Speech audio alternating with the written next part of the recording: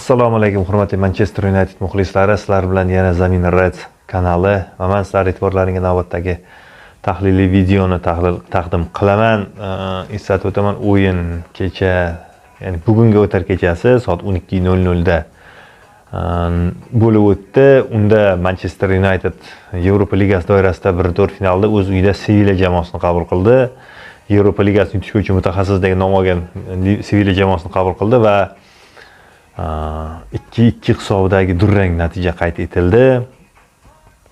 O'sha o'yin haqida gaplashishdan oldin sizlardan odatdagidek like bosishda, kommentariy yozishda hamda bizning kanalga podpiska qilishda iltimos qilgan holda, demak, men boshlayman. Demak, bevosita o'yin haqida bo'ladigan bo'lsak, shaxsan o'yinda ikkita xil komanda ko'rdim.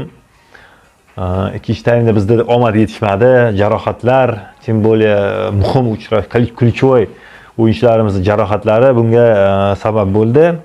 Bevosita o'yin jarayonlariga keladigan bo'lsak, biz o'yinni juda zo'r boshladik. O'yinni o'zimizga oldik. Sevilla jamoasiga umuman o'yin berganimiz yo'q.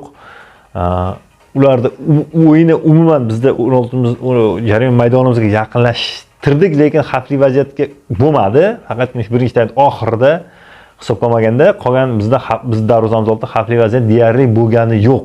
Dixeya deyarli ishsiz o'tirdi. Pressingdan chiqib ketish, birlamchi pas bilan o'ynash, uzoq paslarimiz hammasi bizda o'xshadi. Va 14-minutda Marcel Sabitzer Bruno Fernandes ajoyib pasidan keyin hisobni bizda oldinga olib chiqdi 1-0 hisobida. 21-daqiqada esa yana o'sha Marcel Sabitzer bu safar Anthony Martialning ajoyib pasidan keyin ikkinchi golni uradi va hisobni 2-0 ga olib keladi va bu qandaydir xotirjamlikka beriltirdi odamni. Ikkinchi taymda 46-minutda biz Varane o'rniga Maguire'ni tushirdik, majburiy o'zgarish bo'ldi. Keyin 62-minutda Eriksen, Weghorst, Elangalar Bruno Fernandes, Martial hamda Sancholar o'rniga maydonga tushdi. Va 81-minutda Pelistri Antonyni o'rniga maydonga tushdi, lekin shunday natija o'zgarmadi, ya'ni hisob 2-2 ligicha saqlanib qoldi. Eng qiziq tarafi, o'yinda jarayonda 4 ta gol bo'lgan bo'lsa, shuni ikkitasini biz o'zimizga o'zimiz urdik. Ya'ni bizning kapitanimiz, afsonaviy Harry Maguire'imiz. Buni endi tasodif deyish mumkin, lekin kapitan Maguire именно shu mana shunaqa kashaklar deydi-ku, o'zchasiga aytganda kashak va qanaqadir tushunarsiz holatlar faqat shu Maguire bilan sodir bo'ladi. To'g'ri, bitta gol Valasiya tomonidan urildi, lekin bitta gol o'sha Maguire tomonidan Maguire maydonga tushganda ko'proq shu narsa jarayon sodir bo'lish ehtimoli bor. Bilmayman, buni statistikasi yo'q menimcha, lekin shu narsa ko'p naqa bo'ladi, sodir bo'ladi. Statistika bo'yicha qaraydigan bo'lsak, XG bo'yicha Manchester United 1.89 ta golga o'ynadi. Sevilla jamoasi esa 0.67 ta golga o'ynadi. To'p egallab turish bo'yicha 52-48, zarbalar bo'yicha 13-12, aniq zarbalar bo'yicha esa 5-3 hisobi qayd etildi. Lekin natija ko'rib turibsizlar, 2-2 hisobi qayd etildi. Turnirda Yevropa Ligasi doirasida turnirda qolgan natijalar bilan tanishib chiqadigan bo'lsak, demak, Feyenoord o'z maydonida Roma ustidan 1-0 hisobda g'alaba qozondi. Bayer o'z maydonida Union Saint-Gilloise jamoasi bilan 1-1 hisobda durang o'ynadi. Juventus jamoasi Sporting ustidan 1-0 hisobda g'alaba qozondi va Manchester United Sevilla bilan 2-2 hisobidagi durangga imzo chekdi. Endi o'yindagi sostavga keladigan bo'lsak, Manchester United erkin quyidagi sostavni maydonga tushirdi. Darvozada David De Gea, himoyada Tyrell Malacia, Lisandro Martinez, Rafael Varane hamda Aaron Wan-Bissakalarni qo'ydi. Himoyamiz De Gea harakat qildi. Ayniqsa birinchi taymda zo'r pasni olib chiqdi, udarni olib chiqdi, boshdan berilgan zarbani olib chiqdi. Lekin keyinchalik shu o'zimiznikilarni zarbalarni qaytara olmadi. Himoyamiz Martinez, Varane travmada. Bu juda achinarli holat. Hakam o'yindan keyingi konferensiyada Martinezning bog'liq vaziyatda aytdi. Bu jarohat xavfli bo'lishi mumkin, bir necha haftagacha qo'yib yuborishi mumkin degan fikrlarni bildirdi. Martinesga va Varanga sog'liq tilagan holda ular tezroq maydonga qaytishini kutib qolamiz. Malayziya o'ziga o'zi gol urdi, nima deyish mumkin? Ko'ngildagidek o'yin o'tkaza olmadi. Bisaka harakat qildi, lekin uni harakatlari yolg'iz otning changi chiqmas deganday, harakatlari ko'proq o'sha nima deydi, jamoaga foydasi tegadigan darajada yetarli bo'lmadi deb o'ylayman. Tayanch zonasida Kazemiro hamda Zavitserlar o'ynadi. Kazemiro o'sha anchadan beri maydonga tushgani yo'q edi. Istar xabarlaring bo'lsin, diskvalifikatsiyasi bor. Shuning uchun ham zo'r o'ynadi Kazemiro, gap yo'q. Endi to'g'ri ikkinchi taymda ba'zi vaziyatlarda u to'pni qayerga berishni bilmay, nima deydi, qandaydir maydonda yo'qolib qolganday tasavvur qoldirdi. Lekin uni o'zini ko'p tez tiklab olishga harakat qildi, lekin shu vaziyatlarda, mikroepizodlarda u shu o'zining darajasiga mos kelmagan holda o'yin qildi desak bo'ladi. Zabitser zo'r o'ynadi, gol urdi, gap so'z yo'q, o'ziga yaratilgan vaziyatdan foydalana oldi. Hujumchilar ortida Bruno Fernandes harakat qildi. Bruno Fernandes ajoyib paslar namoyish qildi.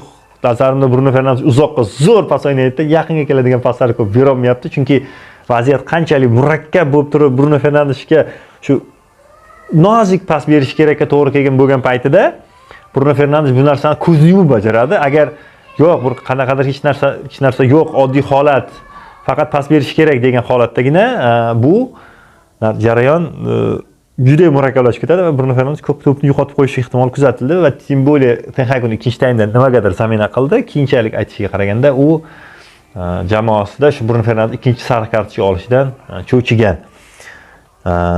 Ikkita qanotda Sancho hamda Antonilarga o'yinga qaraydigan bo'lsak, Antoni harakat qildi birinchi taymda, ayniqsa zo'r o'ynadi, harakat qildi, bu yoqqa o'tdi, yugurdi, vaziyat yaratishga harakat qildi. Zo'r o'ynadi.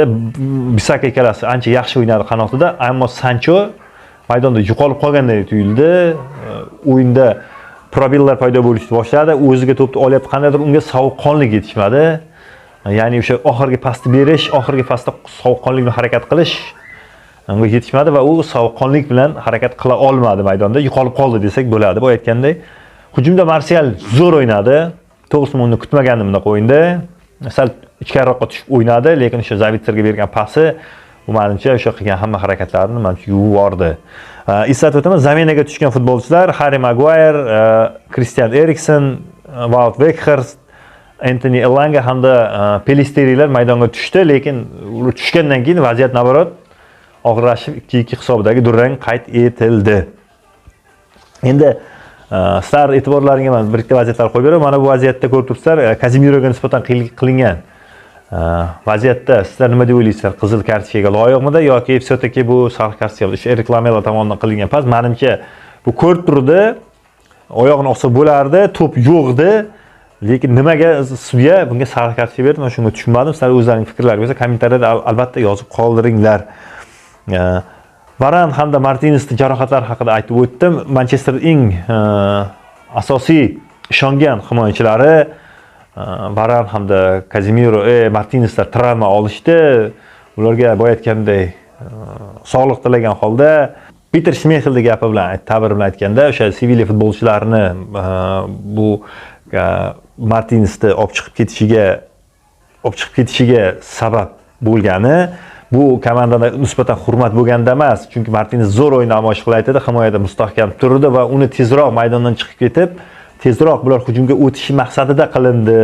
Bizda bu narsa uchun jamoa sardori bor edi-ku, Maguire bor edi-ku. Maguire bu jarayonda o'zi ishtirok etib, o'zi o'sha qo'shilib, qandaydir ma'noda shu Martinesga nisbatan yordam berish kerak edi-ku degan fikrni bildirdi. Men bu fikrlarga qo'shilaman, chunki jamoa sardori o'sha jarayonda o'zi ishtirok etishi kerak edi deb o'ylayman.